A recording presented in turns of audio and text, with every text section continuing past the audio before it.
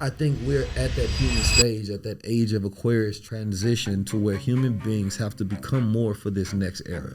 AI can be utilized to help people, right, perform better. Yeah, right. But it can't do the internal work for you. It Right. can help you do external work only. I can create a creative workflow, right, on the back end that allows me to make money disconnected from my mood. Yes. Right? It's no longer about willpower. It's no longer about discipline. It's all about systems. Right? So this saves us thousands of dollars. Right? And we talking about over years, not only is it saving us money, it's making us money. I think quantum computers is going to be like essentially the whole world taking ayahuasca.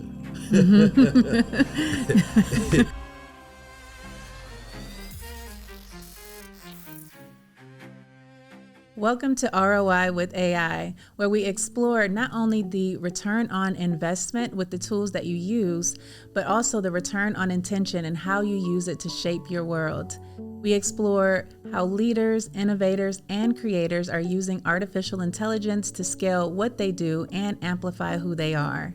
I'm TerDawn DeBoe, founder of the Institute for Business AI and a Forbes contributing columnist, where I write about how entrepreneurs and small business leaders are transforming growth through automation, systems thinking, and intelligent innovation. Today, I am excited and honored to be joined by a visionary who has been redefining what it means to merge culture, consciousness, and technology. We got 19 keys here. Give it up for this young man right here. I appreciate y'all. This leader right here, this futurist right here, this entrepreneur right here. Special guest in the building today by the name of 19 Keys. Give it up for 19 Keys on Big Facts. I know you're a big fan of 19 Keys in the 19 building. keys, man. But for those who don't know, who is 19 Keys? You've been here before. You was up here with Earn Your Leisure, but who is 19 Keys? 19 Keys, born in St. Louis and raised in Oakland, is a global thought leader, futurist, author, and cultural architect who has spent his life breaking down systemic barriers and building pathways towards sovereignty and self-determination. He is the founder of High Level Conversations, the award-winning series on Earn Your Leisure, and the co-founder of Goldwater, High Level Media, and Supermind, each focused on creating the systems, stories, and structures that prepare our community for the next frontier of human and technological evolution. Through his work, he's taught millions that intelligence is the new product, creativity is the new capital, and consciousness is the new currency. His message transcends motivation. It's about mastery, how to cultivate what he calls amplified intelligence, the fusion of artificial intelligence and human awareness. In a world where AI is rewriting the rules of creation and communication, 19 Keys reminds us that the highest ROI isn't just measured in data or dollars, it's measured in awareness, alignment, and intention. 19 Keys, welcome to ROI with AI. Thank you. That was a very incredible. That was one of my favorite introductions. Oh, Yes. thank you. I'm glad. Yeah, I'm very glad. comprehensive. Thank you for being here today. Thank you for having me. Something that you said is to stop learning AI and to start learning how to think. So what does that look like? Well, that's a very good question. You know, the idea of thinking about thinking, the reason that I even said that was why I look at everybody's always chasing the next tool, the next thing that's coming out. But it's like, why? Right? And at the point of it is going towards what is your intention, right? Meaning what's your aim, right? Because what matters more is for you to be in alignment with self, right? To know how you're going to utilize the machines for maximization, right? But before you get to maximization, you have to get to actualization, right? So you're focusing on those internal forces. Who am I? What am I building? Why am I building? Does this matter to me? Right. And I think that goes into a deep exploration of your gift, your skills, and your talents. Right. Because at that core level, I believe that if you can study your gifts, your skills, and talents, you know what your purpose is, because obviously that's what you're good at. That's most likely what you love to do. Right. So that gives you a mission for life. Then we go into the AI. Right. Where when I say stop learning AI, I mean, if you learn how to think and then program the AI with your thinking, right, then you can optimize your own thoughts. And so that's why my formula was always AI plus NI equals EI. Artificial intelligence plus natural intelligence equals enhanced intelligence. And I think that when we have a society to where everybody is trying to maximize self, right? Some people that can't communicate, but we have the ability to, communicate well and like free flow and freestyle. But you can go get a copy script from AI and then you can edit it as many times you need to make yourself sound like a scholar, right? That's sort of like trying to maximize on self where your own self potential is probably limited, but now you have these tools that you can use to extend self, right? And so if you start with the intention first of what am I doing? Why am I doing it? What am I building? You don't need every tool. You need the ones that will allow you to maximize. I love that. And so something that I live by is know your personality test, know your human design. I believe the natal chart. I believe all of these things are put in place to help us to understand who we are. What are some of the other tools that you found can help someone get to an actualization of themselves? Well, it starts off with things like that. So I like creating a dossier of myself, right? So I look at it as if, imagine the CIA has a dossier of you. They have a file on exactly who you are, what makes you tick, right? And so, but imagine if they did it from not only one particular Western conscious lens, right? But they did it across all cultures, right? You can put in everything from your birth date, right, to your name to have it breaking down in Kabbalah, right? You can study what your chart is across Native American cultures and indigenous. And then once you put all of these things in, right, you're learning your intelligence type, whether it's based on the big five intelligence, you're looking at your archetype, right? Figuring out which one are you 80% of or which one are you 20% of. Once you start putting in all of these inputs and you're utilizing the artificial intelligence to feed you back a report, now you can start also seeing, am I living in alignment to my life design, right? And I think that's very important because then you're also training the machines to speak to you, speak to the core of who you are, right? Even sometimes when you may get lost, right? So therefore the machines can help guide you. And so I think that that's very important. And I think we're going to a society to where it's more so about customization, right? Where what's more important is not about what you do, but who you are. Because when we see on social media what we're scrolling, we're getting people takes on things. When we see the way people use AI, right? Not what they use. The value is not the AI, it's the way you used it. I absolutely agree with you on that. Just being able to know yourself, to be able to be okay with diving deep. And sometimes people are afraid of what they're looking at. Sometimes people don't want to embrace both sides of what comes up when they are learning about themselves. So they demonize the parts that they don't like, and then they'll gravitate to the parts that they feel everyone else like. Peace.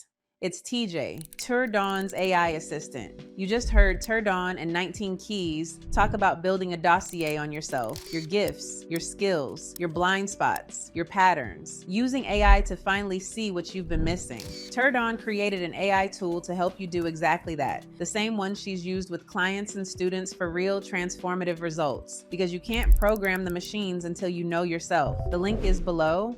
And if you're liking this video so far, be sure to like, subscribe, and share. That's how we keep creating valuable content for you. Go deeper. Now back to TerDawn and 19 Keys. And this is one of the great days to where we're in a transition, right, from one old age into a new one. And so similar to an AI where it has to go through a knowledge refresh. So therefore it can operate in the time. Human beings have to do the same thing.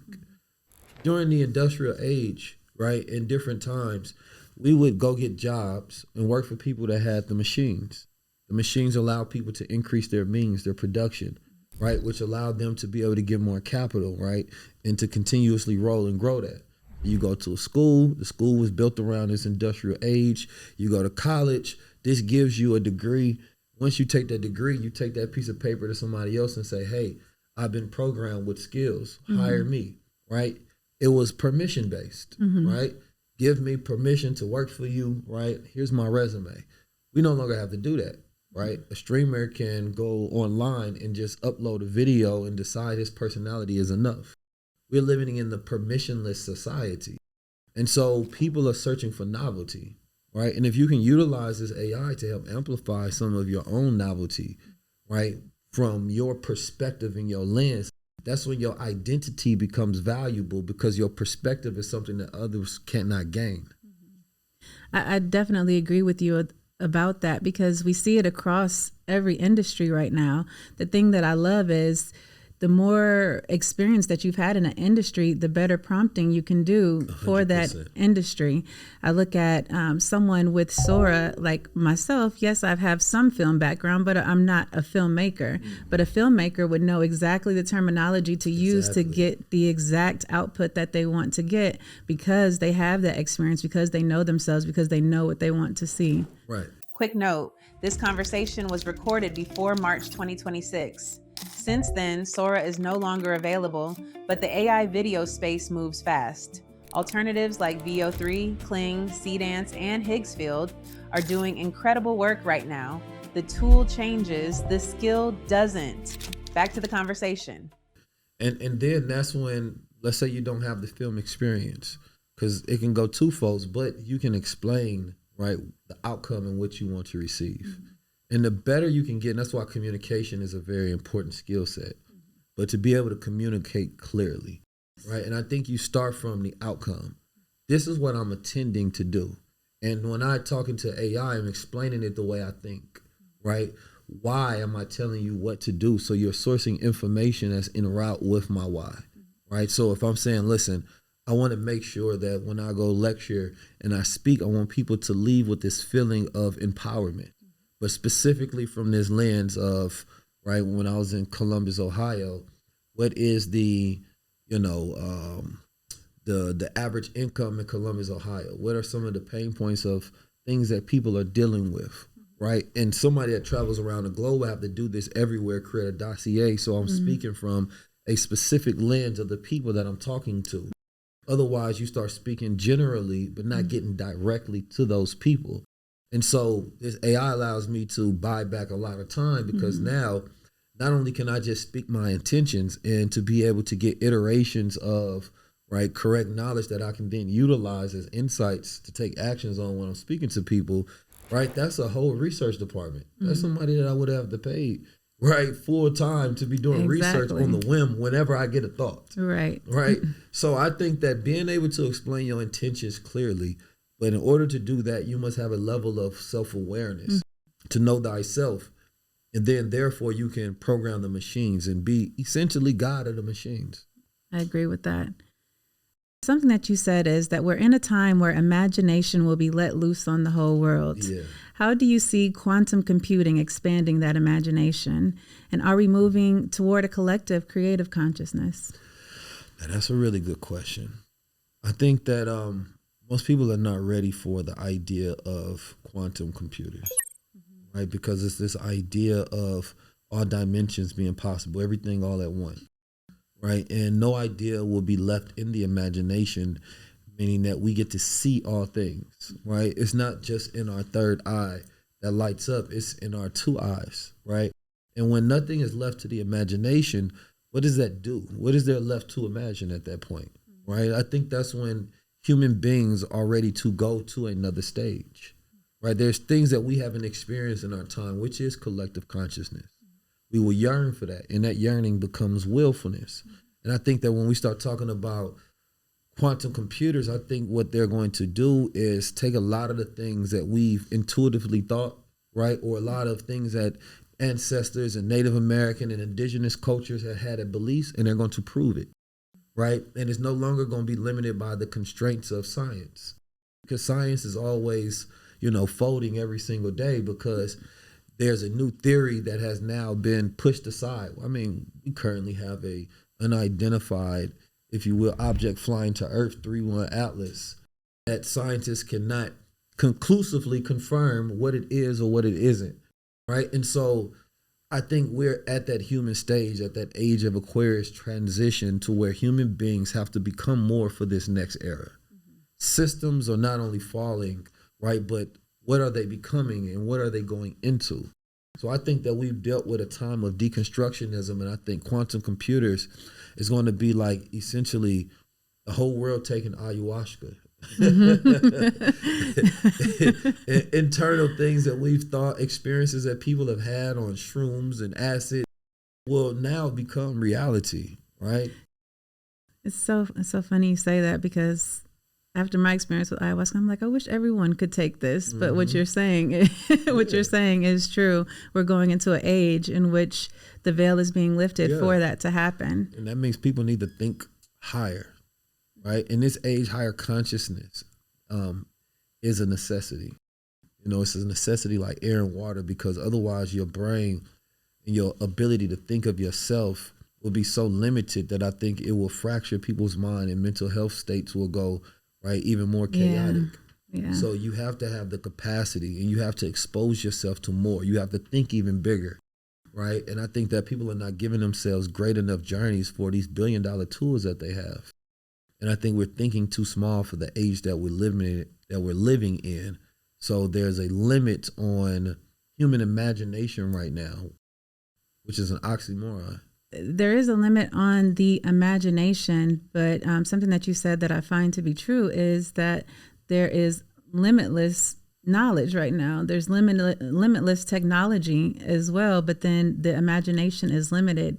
I know that there were a lot of psychological things that were done in the making of social media to get people addicted. What do you believe it will take to help lift the veil in a way that doesn't, I would say, break people? Because I know when I went through my deconstruction journey, I went through a deep depression. And so it was hard for me to come out of that, because it felt like everything that I knew to be true up until that point was no longer anything I can stand on. Yeah, I think that you have to prime people in position at first. You have to like deprogram to reprogram. When we start talking about like this veil being broken for people, you have to prepare the mind so that it doesn't break, right? And I think one of the best ways to do that is through storytelling. And when we watch sci-fi movies, it expands, right, our capacity to think about things, right? If one is thinking about an alien invasion, there's a million storylines because you watched it in Hollywood. So you have ways of which you think this thing will go, right? Different life forms in which you think you will encounter. But what about in your own life, right? And I think that artificial intelligence allows you to create a visual board in which you can start simulating different realities for yourself, right? And I think that people should utilize that to practice it. Because one of my greatest gifts is visualization. I visualize everything before I do it, specifically visualizing the outcome. So what happens when you can utilize neuroscience on yourself to start rewiring your brain? So if we're talking about social media, the Department of War calls it cognitive warfare. Cognitive warfare essentially utilizes the brain's ability to learn new things to reshape your identity. So now you might be scrolling on social media, and most people don't study captology, which is a study of how machines influence us. You're utilizing an iPad. You're not thinking about the back end of how it works. You're not thinking about the psychology of what's being used, or even your favorite influencer using the psychology of hooks, right? Like we utilize psychology and neuroscience every single day to manipulate each other, and we just call it marketing and branding, right? But when we're on social media and we're trying to hook somebody so they get a dopamine, because we know that human beings are searching for novelty. We know that most people, we have a cognitive dysfunction, we have an ADHD culture, right? And so most people are not producing serotonin that is looking for delayed gratification. They're looking for instant dopamine shot. So this is rewiring our ability to focus. But what it does is it also destroys our temporal relationship with time, right? And so when we start talking about the future, most people can only act when there is an emergency, right? That's when they get a sense of clarity. But instead, imagine if I ask you about 10 years in the future and you can feel it, right?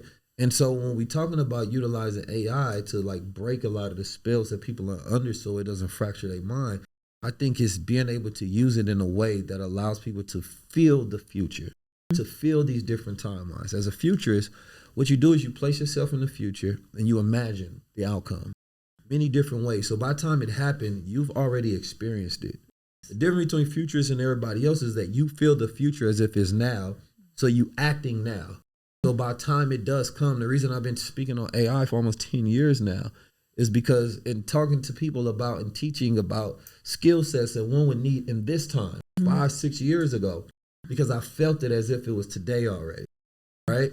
And so with the mind, though, the mind that is in this attention deficit disorders, there's a doctor by his name, I think it's Dr. Russell Barkley. He talks about this breaking of the future to where it's not until a person is healed, right?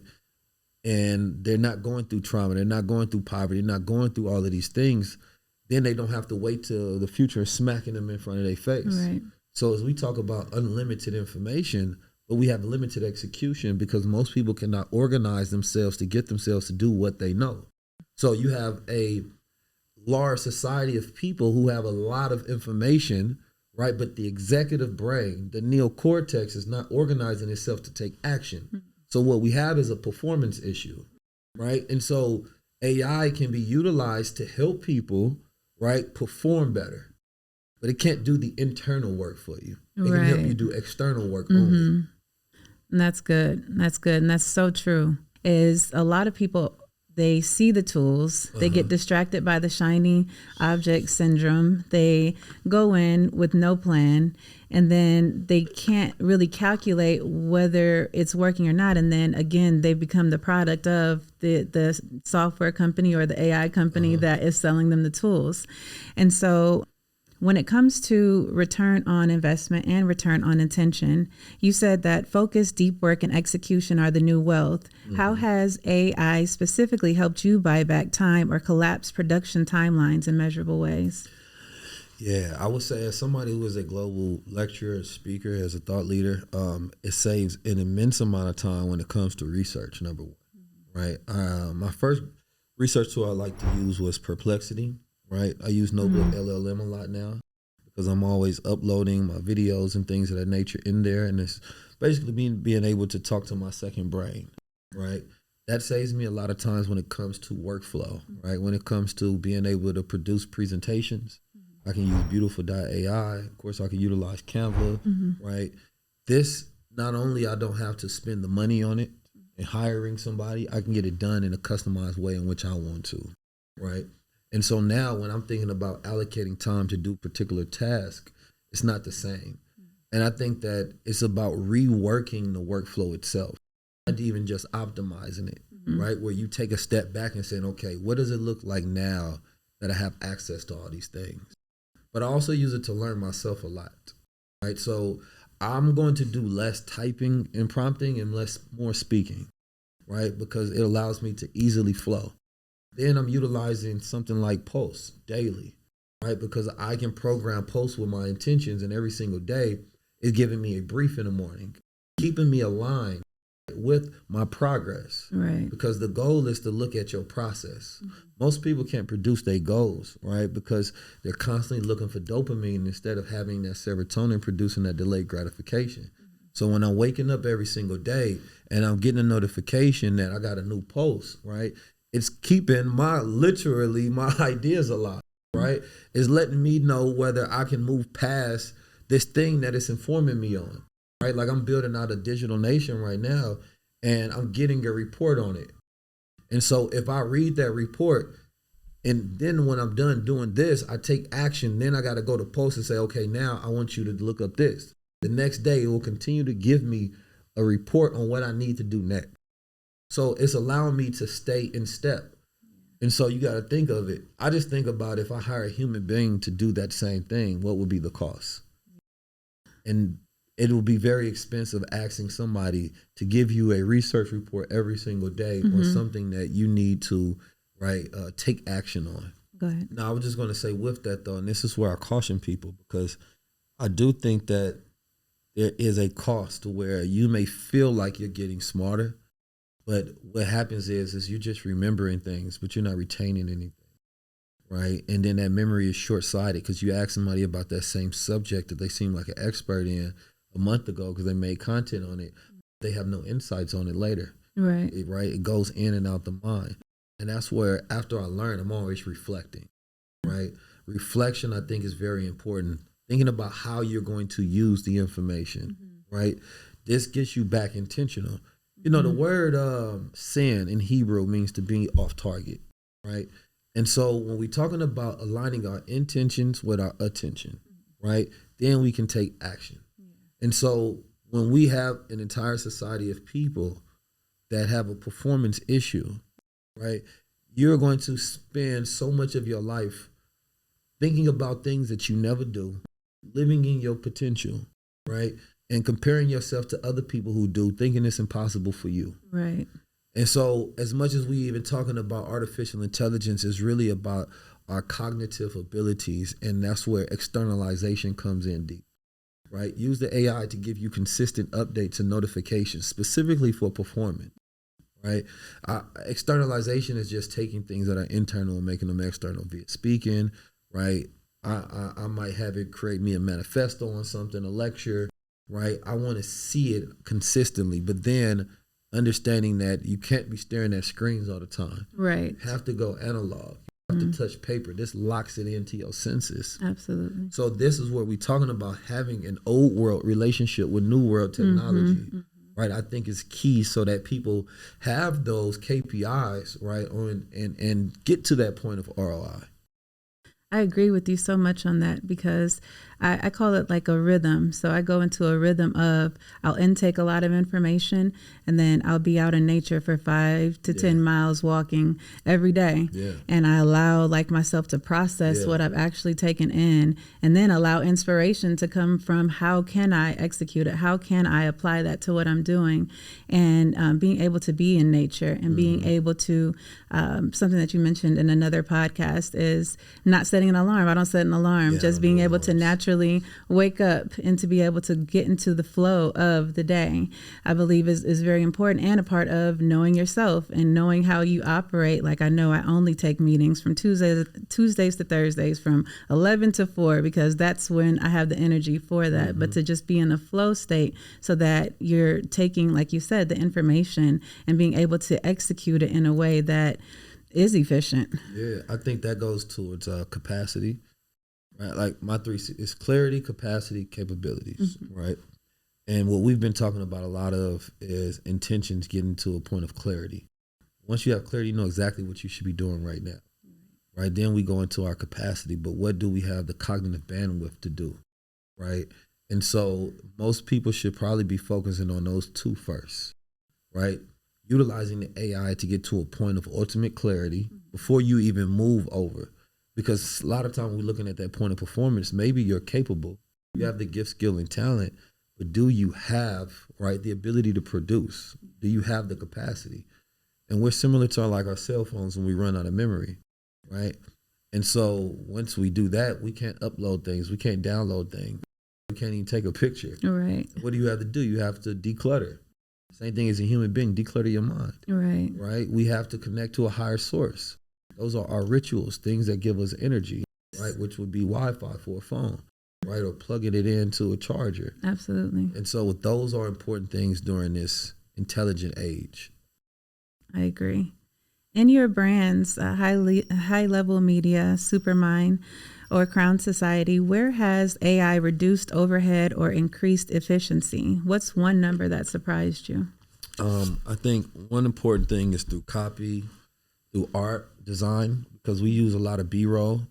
So now we're able to replace really the whole department of people that we hired, right, to do thumbnails. I do my thumbnails now myself. Okay. Because thumbnails now is just a matter of prompting.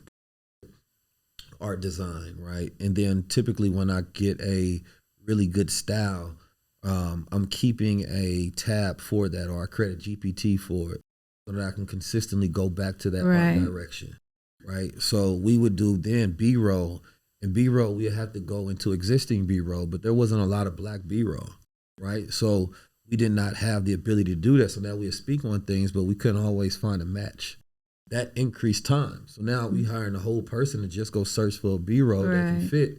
And then that would make an episode take days and days and days on end to get finished as we're going through, right, the final edit. Right. Now we can just create the B-roll. We can just type in what we want to see.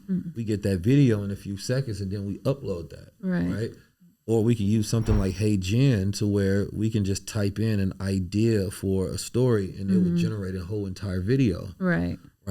It also saves me time because if I don't want to speak on something as a voice overlay, right, then I can utilize something like 11 Labs, right, where I have my voice already cloned, right? So this saves us thousands of dollars. And we talking about over years, not only is it saving us money, it's making us money, right? So we're talking about the savings part, but I think we can do faceless channels now, right? We can generate cartoons that then becomes a part of our funnel flow, right? So I think still the most underutilized tool is ManyChat, right? The right way. Yeah. Right. And I believe that they've integrated it now with TikTok, right? If I'm correct about that. And I think that particular funnel flow is still underutilized on that customer's journey, right? So somebody following me on Instagram, instead of having to go directly DM that person or hire somebody to handle those, I can create a creative workflow, right, on the back end that allows me to make money disconnected from my mood, right? It's no longer about willpower. It's no longer about discipline. It's all about systems. So High Level Media got a really big upgrade because now every one of these tools is an employee. Right. And we just pay a subscription fee. Exactly. I love that you said that ManyChat is underutilized. I have a client that we set up an extensive ManyChat workflow on the back end, and the way that he's been able to convert with people just answering questions and having the follow-up sequence. I always believe that the fortune is in the follow-up. Absolutely. But having those sequences, I believe, really do make a difference. Yeah, and people respect the automation process now. They know it's not human, but they're more open and aware to a non-human world, right? And so as long as it's convenience, right, that's what people care about. So one of my favorite use cases that I did this year was I was able to just get a whole bunch of master herbalist YouTube channels. I was able to transcribe them, and I was able to upload it into a private GPT along with my own health information and do a 90-day cleanse where I was able to take Yaki Awakened and just all the people that I follow, that I admire what they're doing, and I was able to apply it to my own health. And I was able to go into the doctor's office and take my blood before and after, and they said, well, what have you been doing? Like, what did you do to do that? And so I was able to optimize my own health by doing that on a private GPT. What is one of your favorite use cases for yourself, and how you were able to evolve yourself with AI? That's a really, really, really good question. I think it goes back to the dossier. I did a thing where I sat down and I wrote out all my gifts, my skills, my talents, my challenges, adversity, stories in life, right? Try to get as detailed as possible on things, right, about my life. And then I uploaded that into a GPT, right? And from there, I started looking for weaknesses, right, and strengths, right? I was pulling out different psychological profiles of myself, right? What are my blind spots? What am I not seeing, right? I started learning the way that I think, right? Why do I think about things in this capacity? Is there some sort of psychologist that have done a study on that? Then I started going into the way that I think. And then I was saying, okay, let's reverse engineer this. Pull me up a scientific paper that speaks on this particular pattern of thinking, right? So it's, even as you were talking about studying and then taking a walk, I learned that that's going from like default mode to task mode. You're switching two different parts of the brain, right? I learned how I use visualization and reflection techniques, right? So that I can get inputs deep into my brain, right? Then I want to study, what's the rareness of my thinking, right? Like going deeper and deeper into those things. And I think probably the most important thing is like really speaking out your processes and then reverse engineering that science, because now I have the ability to be able to teach others. So there's a lot of things that people are gifted at. How do you teach a person your gifts? Sometimes you're gifted because your process is just right? Nobody taught you. It's just the way you do things. But when you can reverse engineer that understanding, and now you got the science, you can now teach other people to do things the way you do them and why they work. Right. And so that's been one of my greatest use cases, you feel me, that allowed me to really understand, even growing up, like why I was able to have success in areas where other people didn't. It's because I was doing things in ways that allowed me to produce that success. It was systemic, but I didn't realize it. Now I can understand those systems. That's good. And that's a great use case too, because again, it goes back to being able to evolve as a human using the technology that we have. What is one of your favorite use cases when it comes to your business that you've been able to use with, now we're in the age of AI agents. We know we went from generative AI where it was text to picture or text to video, and now we're in agentic AI where we have autonomous entities or employees that can essentially carry out a whole job for us. What has been one of your favorite use cases for agentic AI? I would say my manager is utilizing it when it comes to going through emails and getting booking, right? Which is like we get hundreds and hundreds and hundreds of inquiries, right? Being able to utilize a framework to know which ones actually meet our criteria, right? Which ones that we can consider to discard, and then setting up a flow that answers back to those people. Right. So therefore, it's literally sifting through our emails, right, and getting money out for us. Right. I think that's been it because it then allows him to free up a lot of cognition in other areas. Right. Right. And so now the team can have a greater cognitive surplus in doing things they actually want to do versus things that they have to do. Right. And I think emails are still a hugely used thing. And I now want to figure out how to apply that deeper into DMs because there's like all of these AIs that people be acting like it's me, right? You know, shout out to my Nigerians, but they be out there doing a lot of that stuff. You know what I'm saying? People always thinking it's some new investment. I'm hitting them up directly. But I'm like, if you guys are really willing for me to slide in your DM and give you a proposal for business, why don't I actually be the one who do it with something legit? Right. So now it's time to clone myself, but only making sure that funnel is actually coming to something that we're doing. Right, which I think makes the most sense. So it's more so creating a workflow, right, that can take people through discovery, right, in that DM before handing them off to a real person, right, and creating it in such a psychological manner, right, that people feel like this is necessary. Like, thank you, you helped me discover exactly how you can help me, right, and that's what like a good coach does in the first place. So it's like going through those emails, taking our frameworks, how we existing do things, and then also going through the DMs and applying that as well. And so in the future, you know, I think some of the AI workflows are not the best yet.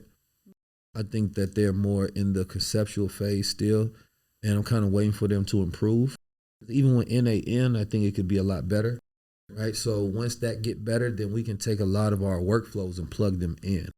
So we really just more so documenting the workflows now. So when the tools get better, we can use the agentic AI to get that done. I like the fact that Claude gives you access, or Claude now has access to your notes, right? Because I've been collecting notes on my Apple Notes for the last 15 years. Right. I've had it. Right. And so I go through my notes and like type in keywords to see my thoughts on things years ago. And another thing that I was building, I did 2 vibe code things. So one vibe code, I created something to correlate with our Supermind. We have a Supermind coffee and tea brand, all about cognitive mushroom products, right? But on the back end, the goal was to try to help people create these rituals that they can have daily to help boost their cognition. So I went and used a vibe coding tool to create that within a few days. We have a brand called Crown Society, right? We got the sun, moon, and stars, about connecting to cosmic cycles and things of that nature. And we only wanted to do drops when there's a cosmic event, right? So we had an app we created that tracks the solar cycle, lets you know when there is a lot of like radiation being hit at the earth. But it also will let you know that now that we've reached this threshold, a new product drops. So you're literally staying in cycle with the sun, the moon, right, the universe. And that one was fairly easy to build. And I used Figma to build that. Oh, okay. Yeah. Super easy on Figma, actually. Oh, wow. Very intuitive. I'm glad you brought up vibe coding. It's so funny because I was literally about to ask you about that next because last week Collins made that the word of the year. And so the article I wrote on it just went crazy with people. And if you don't know what vibe coding is when you're able to essentially prompt, and your prompt becomes a code to actually build an app or a website. just like you would have to hire a coder and pay thousands of dollars once upon a time, even maybe a year ago, Right. to build an app or a website. Now you can just prompt and you can create. And that's what he's speaking about here. Instant manifestation. Yes. Another word for it. Literally, you know what I'm saying? You having a, like the word manifestation is interesting, but without action, it means nothing. But now you have this ability to have instant action. I mean, idea to reality in a Yes. matter of thoughts, which means that the real opportunity to arbitrage the time of who can get it first to market while it's trending. Because there's going to be a lot of burnout Exactly. apps of, I created this, why it's hot, that the app becomes the new meme. You understand me? Like, it Right. was only good for this moment to capture this traffic at this time. And then after that, it dies out. Right. Now, something you said is you don't build brands, build worlds. Yes. And I love that because world building is so crucial to where we are right now in the evolution of everything. What are the core laws and values of the world you're building, and who gets to be a citizen there? That's very interesting. I was just going over some of my frameworks. I have a extensive library and breakdown of all the worlds that we're building. But what we was going through yesterday was like, for each brand that we have, what's that one tagline that it does, right? So let's say like for Apple, you know, it is basically everybody is a creative, right? For Nike, everybody is an athlete, right? And then kind of going through your brand and figuring out that positioning, right? So for like Supermind, everybody is a genius, but it requires rituals to bring that out. And then you start building around that positioning, right?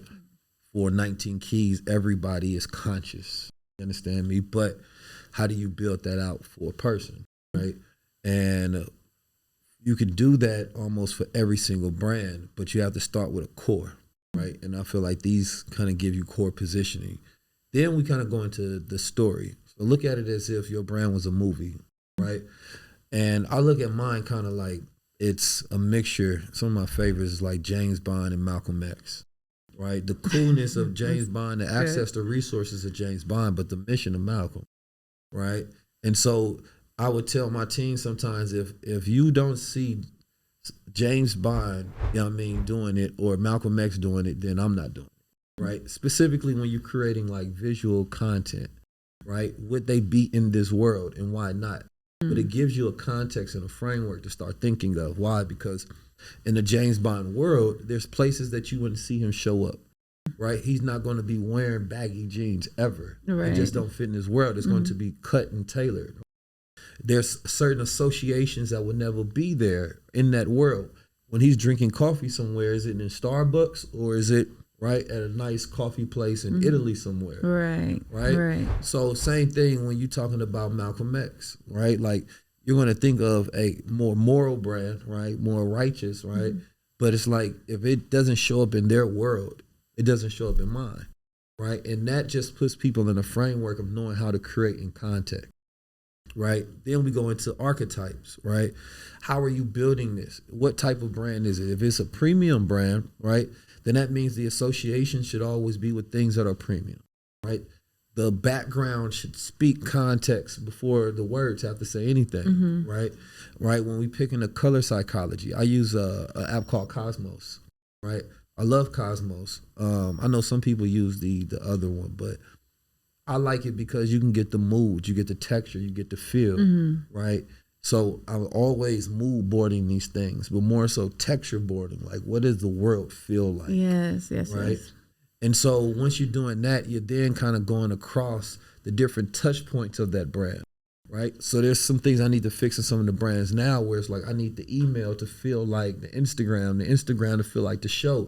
All of these touch points matter, right? Is this a brand about connection, community, consciousness, unity, right? Then we don't have anything that fractures that feeling. Right. Then what is the enemy of the brand, right? I think the enemy is one of the most important things that one can have. Nothing brings people together faster than the enemy, right? Nothing brings people together faster than the enemy. So what is the enemy of your brand? Right? That matters, right? When we talking about the brand Supermind, like, disconnection is the enemy. Distraction is the enemy, right? Like, these cheap dopamine shots are the enemy, right? This is why we make sure that we use pure quality ingredients right, that specifically stimulate the brain, not drain the brain. Right. Because these are things that are draining you, right? Then we start talking about rituals, right? But inside that world, what connects to that without even having to sing? Because I think that content is at this point where it doesn't have to be direct. As long as the attention is connected to your intentions, it will go to conversion, right? So it could be me showing two young boys sitting there, or with a grandpa and a young boy playing chess, right? And every single morning they get up, they play chess before he goes to school, right? The grandpa then grabs him a cup of the Supermind, right? Now, if I'm going back into my own storyline, that goes to the fact that my grandfather had Alzheimer's, right? And when we used to play board games, when he was in the old folks' home, he used to forget my name every single day, right? So if I'm telling that story, right, then I'm showing an old man talking, having this ritual every morning with this young man, but he's grabbing his coffee, which is not just coffee, it's mushrooms that's stimulating with lion's mane and cordyceps. Right. It's a ritual, right, to make sure that he can consistently keep his mind, right? And so then it goes to an ADHD society. So I want to appeal to people that have this issue with performance. So we say coffee in the morning and tea at night. Why? And the coffee is to get started, and the tea is to calm you later, to finish what you start. So we got nootropics and adaptogens, right? And so as we building this world, I'm feeding that into a brand Bible, right? That allows you to world build like Disney. What characters fit, what doesn't fit. Right. And as a creator-led brand, you want to make sure your DNA is in it, right? So if your DNA is in it, right, people will buy my brand before. If 19 Keys put out a coffee and you connect with me over Elon Musk, you're going to buy my coffee. That wasn't always the way. At first, you would almost never buy from a creator directly over a big brand. Now people are buying connection. So storytelling is number one, but being able to world build matters. And I've always world built before I understood the term, right? Understanding the ethos, the storyline, what's in the world, what's not in the world, what are the rules of the world, right? In our world, right, we never have Starbucks cups around. You know what I'm saying? In the world, when we're designing, we're telling there are no phones that are flipped up, or there's no phones, period. So we in this world, you shouldn't feel like there's distraction around ever, right? And so you're designing with that in mind. And so there's ways that, we have frameworks where we sit down and kind of take people through that process of world building, because now you have something that is speaking and resonating at a subconscious level. And I think that everybody should become thought leaders. That's my thing. Like, you should be a thought leader. Your brand should be a thought leader. It's the way you stop chasing attention and start holding it. I love that. And I love that. And as you were saying that, it just reminded me of, that's what billion-dollar entities do. I think about Marvel. I think about the world building that they've done with the Avengers and all of the subsidiaries of that franchise. Right. And so essentially what you're saying is that we should all be our own Marvel in that way, and that we're building out these connected stories that inspire, stories that engage, stories that bring people into that world so that they can feel that they're a part of it. And now we have the tools to do it. And so that was harder at first, because to be that intentional without the tools, to hire somebody to do the copy, hire somebody to do design, hire somebody to do the storyboarding, right? Hire somebody to do the email flow that's still in design with this, right? Like to create the videos, sound scoring, right? The mood, the texture, all of those things, that's expensive. That'll cost you too much. That's why you couldn't do it. Right. Today, it's cost you a little bit of time. And once you can put together the system, you can repeat it over and over. So now when you hand it off to somebody else. Exactly. Same thing if you're an artist, you're a creator, when you go to someone and you hand them over your world Bible, they know how to make you show up. This is how my logo shows up. This is how it don't show up. When you hand it to an editor, this is the way you color grade, right? When I show up in the world, so it has a level of consistency. A good example of somebody like that is a brother I know, that Derek, does Cloudy Donut Talk in New York. Incredible world building that he's doing. Right? A small brand, right? That's starting off 2 shops, but he's very consistent, right? He has the sounds, he has the hooks, you always go to see flowers, you always going to see his wife, right? There's going to be hip hop music in it.